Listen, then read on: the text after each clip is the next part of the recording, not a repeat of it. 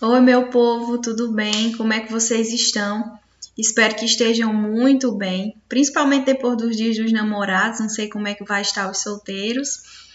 Mas hoje nós vamos dar a introdução ao nosso último capítulo do segundo bimestre, que é Impactos Socioespaciais Resultantes da Dinâmica Litosférica. Hoje nós vamos falar por que ocorrem os terremotos e seus diferentes impactos e também como se formam os vulcões, suas consequências, o caso do círculo de fogo e o lado positivo do vulcanismo. Tudo isso estará incluso entre as páginas 50 até a 58.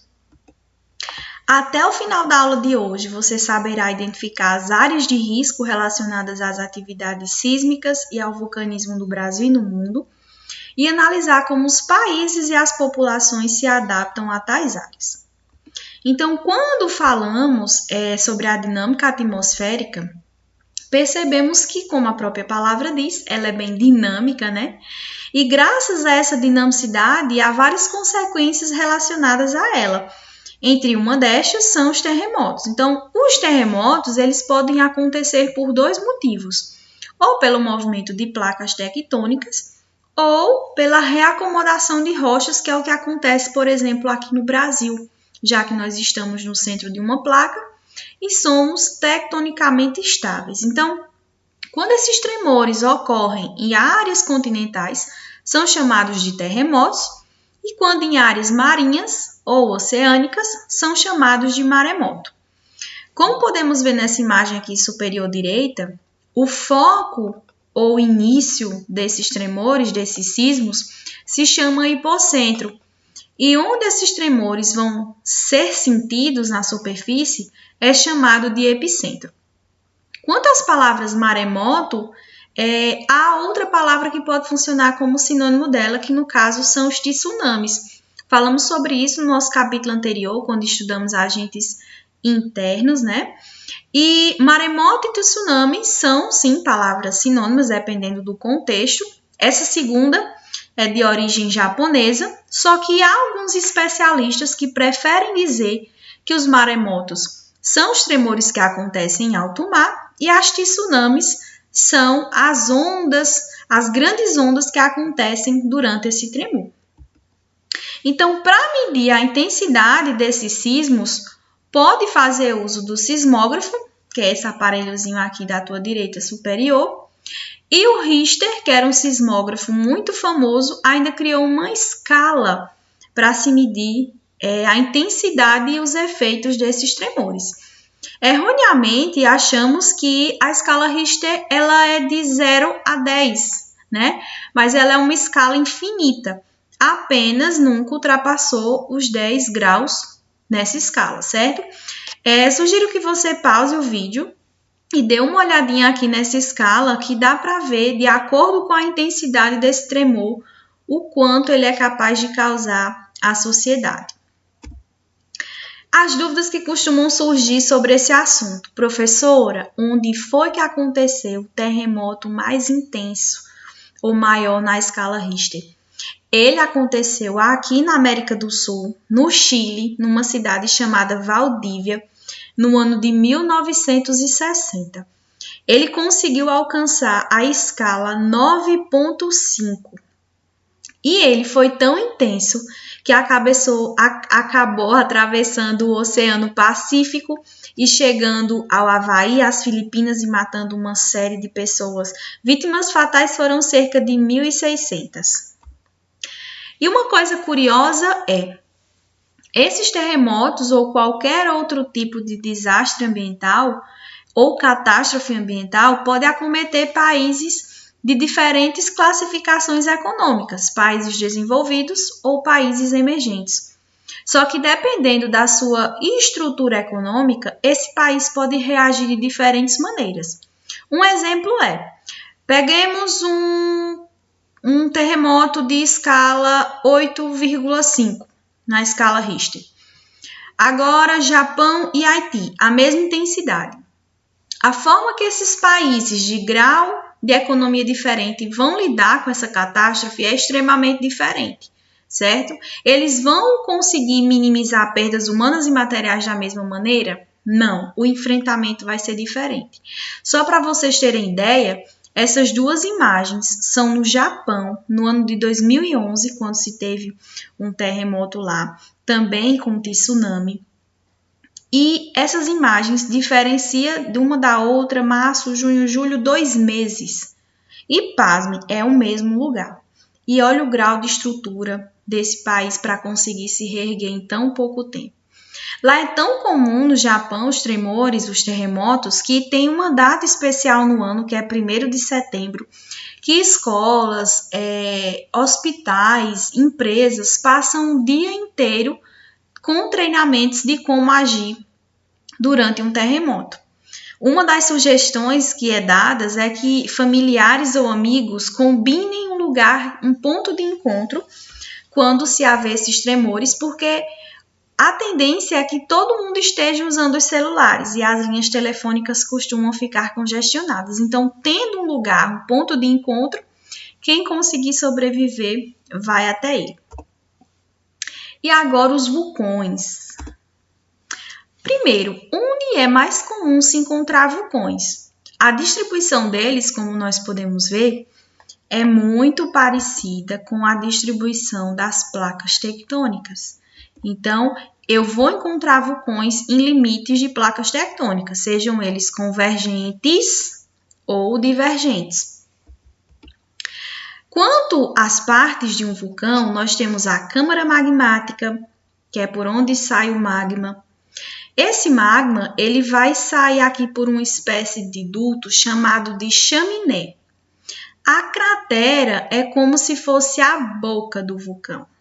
Só detalhe, essa chaminé geralmente não há só a principal, pode haver chaminés secundárias, terciárias, enfim. O cone é esse formato cônico que o vulcão acaba tendo na grande maioria das vezes, isso não é regra, mas esse cone é fruto da lava que vai se solidificando ao longo do tempo, certo? A lava nada mais é do que o magma, quando chega aqui na parte externa, e os piroclastos são pedras vulcânicas incandescentes, porque o vulcão ele não libera apenas o magma, ele também pode liberar cinzas, gases tóxicos e os piroclastos. E aí, professora, como é que acontece essa erupção? Então, pode ocorrer por 2 motivos. Ou elevada temperatura e pressão interna aqui dentro da câmara magmática, ou ainda água e outros materiais fluidos que podem penetrar aqui, induzindo a uma extrusão ou erupção. O resultado, claro, além da erupção, vai ser formar esse cone vulcânico. Quanto à atividade vulcânica, pode haver 3 classificações, mas que de antemão já vou te dizendo que é muito difícil tabelar, bater o martelo e dizer se um vulcão é ativo, dormente ou extinto. As 3 classificações são autoexplicativas, mas por que é difícil classificar um vulcão dentro dessas 3, principalmente dentro das 2 últimas? Às vezes, entre um intervalo de erupção e outro, é um intervalo de milhões de anos. Então, é uma escala de tempo diferente da nossa. Lembra da frase? O tempo da Terra é diferente do tempo da humanidade. Então, é muito difícil de a gente dar uma classificação exata para essa atividade vulcânica. Mais curiosidade, logo mais a gente viu onde ocorreu o tremor mais intenso até então. E agora a gente vai saber qual é o vulcão mais ativo. Ele fica no Havaí, se chama Kilauea, e aí vocês podem ver Kilauea na grafia com U ou com W, mas significa nuvem de fumaça que sobe. E desde janeiro de 83, esse vulcão está em atividade. Ó que lindo! Percebam que nem todo vulcão, como eu te disse anteriormente, necessariamente tem um formato cônico, certo? Então, há 2 anos atrás, o Kilauea ele fez com que o mundo tivesse os olhos voltados a ele novamente. Ele passou 3 semanas seguidas em atividade intensa. E olha o quanto de desastre ele pôde causar em tão pouco tempo. Saiu criando caminhos dentro de florestas, incêndios, invadiu áreas aqui de rede elétrica, a lava se solidificou no meio de uma estrada, derrubou postes. Além de que as fumaças e cinzas com gases tóxicos e os piroclastos, aquelas pedras incandescentes que eu falei para vocês logo mais. E aí outra dúvida que a gente escuta muito: quantos vulcões existem? Assim como é difícil classificar a atividade vulcânica, também é difícil dizer com exatidão quantos vulcões existem. Uma coisa é fato: a maior parte deles está no fundo dos oceanos. Lembra que estudamos isso no capítulo anterior? Só no assoalho oceânico tem mais de 1 milhão. A maior parte deles entre limite de placas, lá no Círculo de Fogo, que eu vou já te mostrar no mapa, e no litoral do Oceano Pacífico, numa zona de subducção. Lembrando do capítulo anterior, né? Zona de subducção, choque de placa continental com placa oceânica. Segundo a National Geographic, só no Círculo de Fogo está concentrado 452 vulcões ativos, 90% dos terremotos que acontecem no mundo acontecem lá, com maior magnitude, e 75% das erupções também ocorrem nessa região. Perceba você que esse mapa ele está numa posição um pouquinho diferente daquela que nós estamos acostumados, até porque a evidência aqui é o Oceano Pacífico. E nessa área, há intenso choque de algumas placas tectônicas, como a do Pacífico, a Nazca, a Indo-Australiana. Cada pontinho vermelho desse representa um vulcão. E essa área é muito intensa, como nós vimos aqui nos dados anteriores, tanto a ocorrência de tremores quanto de vulcões, seja em área continental ou em área oceânica. É nessa área também do Círculo de Fogo que estão as principais fossas, estudamos isso também em capítulos anteriores, que são as maiores profundezas no fundo dos oceanos, né?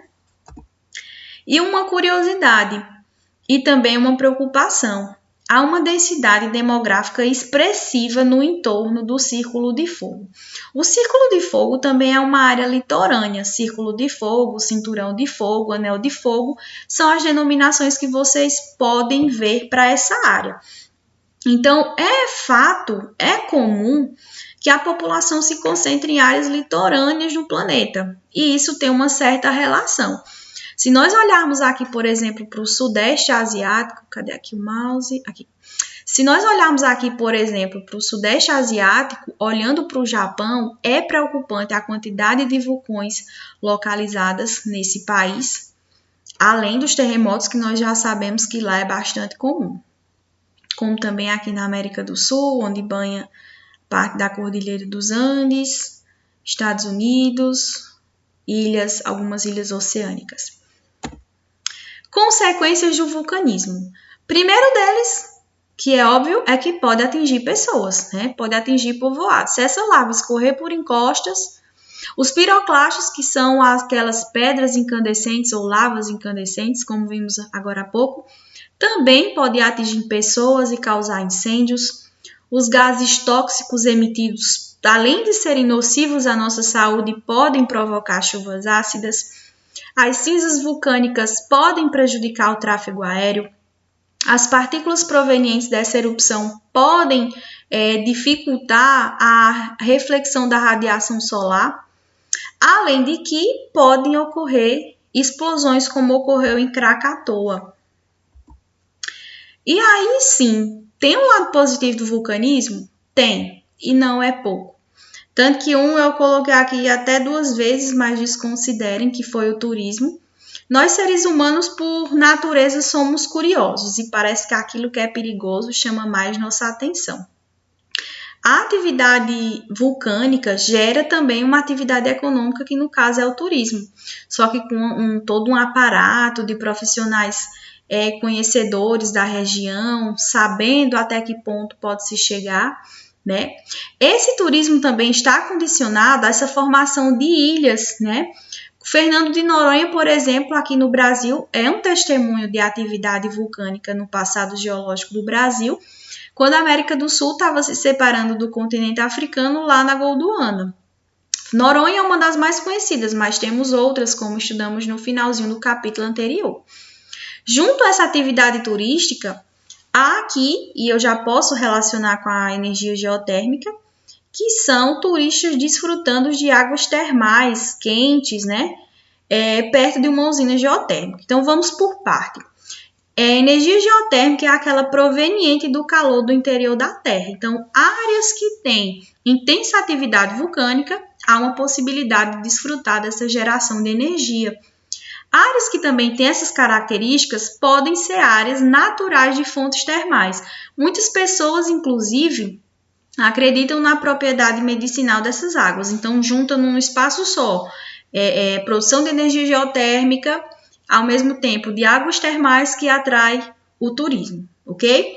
Além também que em áreas onde se há atividade vulcânica, pode, com o passar do tempo, no processo de formação dos solos, formar solos extremamente férteis, né? Com alguns compostos do basalto. Um tipo de solo comum, inclusive aqui no Brasil, é um conhecido como terra roxa, que é um solo com propriedades altamente férteis e com vestígios de lava vulcânica. Tem aqui tanto no sudeste quanto na região sul. Então, para os curiosos que fazem muitas perguntas e pensam em todas as hipóteses, e isso é ótimo, e eu lembro logo de Richardson fazendo essas perguntas, pode haver, tem como prever uma atividade vulcânica, né? Há como evitar? Então, para vocês curiosos, que não só o Richardson, eu trouxe esse texto da edição 344 da revista Ciência Hoje, que te explica direitinho se isso pode acontecer ou não. De antemão, por essa imagem, eu te digo que mais ou menos. Se um vulcão já é ativo por natureza, então ele provavelmente será monitorado constantemente. Então, ele pode dar alguns vestígios que entrar em erupção ou não, como emitir alguns gases, ter certos tremores na estrutura mais inferior desse vulcão, seu cone ficar deformado, ok? Mas dá uma olhadinha aqui nesse texto que vai valer super a pena. Então, para hoje, eu selecionei algumas páginas e algumas questões, tanto da nossa apostila quanto do nosso caderno de atividades. Eu sugiro que você pause o vídeo e anote elas para você se divertir um pouquinho. E por hoje é só. Espero que nossa aula tenha sido produtiva. Eu acho que hoje também, para aqueles curiosos, ficamos sabendo de bastante coisa sobre os terremotos e sobre os vulcões. E só uma ressalva, se para você não ficou claro. Aqui no Brasil, hoje, não há atividade vulcânica, certo? Nós temos vestígios, nós temos testemunhos de atividade vulcânica num passado geológico, como algumas ilhas que banham o nosso litoral, como Fernando de Noronha. Quanto aos terremotos, como nós estamos numa área estável, porque estamos no centro de uma placa tectônica, no caso a sul-americana, os tremores que podem ocorrer aqui no Brasil é por reacomodação de rochas, mas não por choque de placas, certo? Só para esclarecer. Então, fique bem, fique em casa, fique com Deus e até nossa próxima aula. Tchau!